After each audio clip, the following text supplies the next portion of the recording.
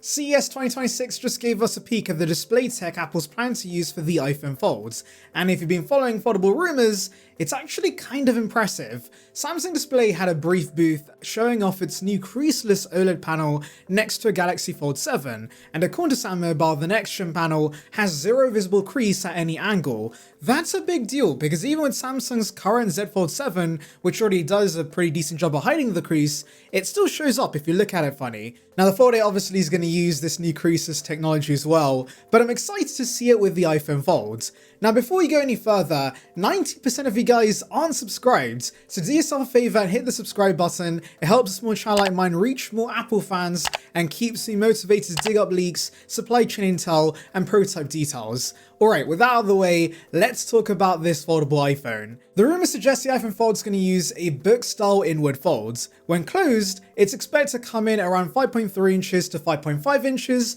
noticeably smaller than Samsung's 6.5-inch Z Fold 7, and when opened up, roughly 7.5 inches to 7.8 inches. That makes it wider and squatter than Samsung's tall, narrow approach, giving Apple a 4:3 aspect ratio that's much closer to an iPad mini. And yes, it does look more passport shaped compared to Samsung's Folds, but there's a reason for that. The aspect ratio means smaller black bars when you're watching videos on the inner display. So Apple's clearly prioritizing the big screen experience rather than just stretching content awkwardly. It's a better canvas for multitasking, reading and watching content without everything feeling cramped or cropped. What I actually like here is the balance. The smaller outer display means you get a compact phone that's genuinely usable one-handed while having a much larger display waiting for you when you actually want to multitask. It's kind of the best of both worlds, and honestly if you're someone who missed the iPhone mini, there's a good chance you'll appreciate this smaller front display as well. Form factor wise, this is very similar to the Oppo Find N and the original Pixel Folds,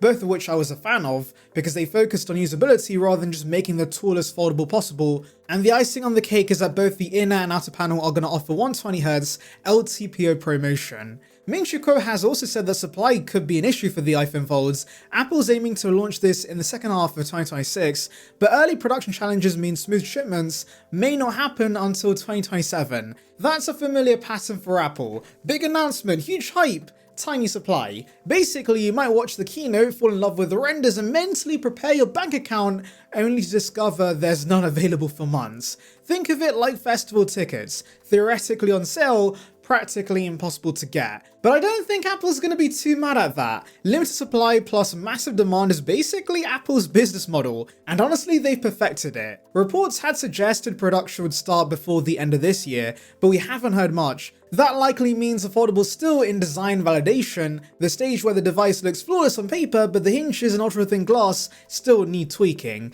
Does anyone remember the iPhone X launch? Announced in September, shipped in November, and this was without bending physics into the equation, so yeah, expect a similar time frame for the iPhone Folds. Even with potential delays, Apple isn't holding back on numbers. They've reportedly ordered 22 million OLED panels from Samsung, 11 million inward folding, and 11 million external displays. Considering yields, that probably translates to about 10 million finished devices. For context, initial estimates had suggested 6 to 8 million units. Apple's essentially cannonballing into foldables, no dipping toes here, and yes, a splash will be very expensive because Apple has never done budget cannonballs. There's also talk of an on-display camera which would finally give the inner screen a proper full-screen look without punch or ruining your TikTok scrolling. Apple's apparently targeting a 24-megapixel on-display front camera, which is ambitious considering most foldables still ship with 4 to 8 megapixel sensors that look like someone smeared Vaseline across the lens. On the back, the rumored dual 48-megapixel cameras likely mean this will be much closer to a regular iPhone 17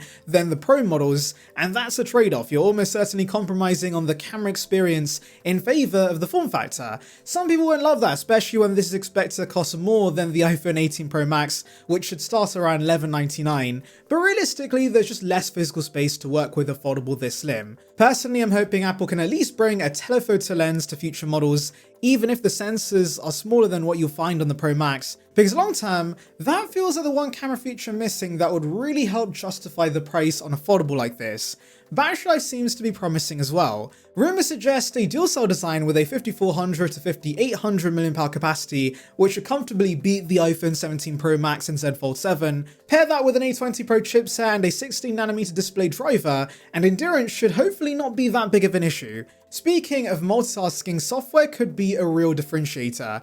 Apple's reportedly blending iOS and iPadOS features for the Foldable, expect split view floating windows, and proper scaling. In other words, this thing could replace both your iPhone and an iPad mini, making it a productivity powerhouse. For creators, students, and anyone juggling multiple apps while still scrolling Twitter memes, it would be a dream. But, and there's always a but, price is painful. Estimates range from $2,000 to $2,500, with many sources pegging it around $2,399. But since the iPhone X starts at just shy of $1,000, I'm gonna guess the iPhone Fold starts at $1,999. Apple's clearly positioning this as a halo device, attention-grabbing, expensive, and meant to push the industry forwards, even if most of us can only dream of owning one. The materials are part of why it's so pricey. Apple's reported using a titanium and aluminium hybrid frame, advanced OLEDs, and an ultra-thin hinge mechanism. Classic Apple, make something that bends physics, then charge like it's made of gold. Touch ID returns on the side button because apparently Face ID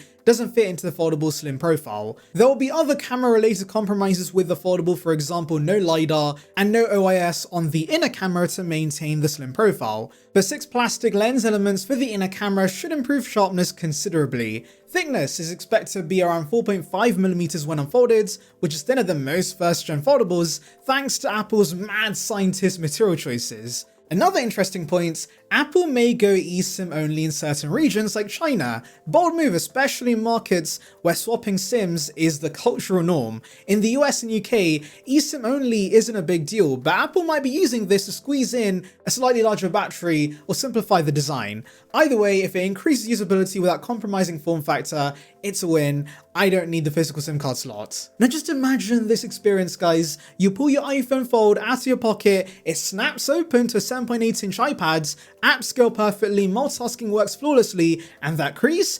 Practically invisible. That's a promise, and if Apple nails this, foldables could finally go mainstream, with other manufacturers following suit, prices slowly dropping, and this tech becoming accessible instead of just aspirational. Which brings me to the big question, would you actually drop $2,000 on Apple's first foldable, or would you wait for round 2 when the hinge is perfected and the price maybe hurts a little less?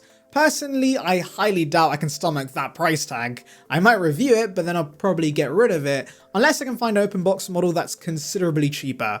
And honestly, with how fast tech depreciates now, I wouldn't be shocked if a refurbished iPhone Fold is closer to $1,000 a year after launch. That price would be much more acceptable, but ultimately I hope foldables do become more accessible because I am fascinated by the form factor, I just want it to be cheaper. Either way, this is shaping up to be one of the most talked about iPhones Apple's ever made. So if you want every leak, prototype sighting and supply chain update as it happens, hit subscribe and tap the hype button. I'll be covering this obsessively so you don't miss a thing.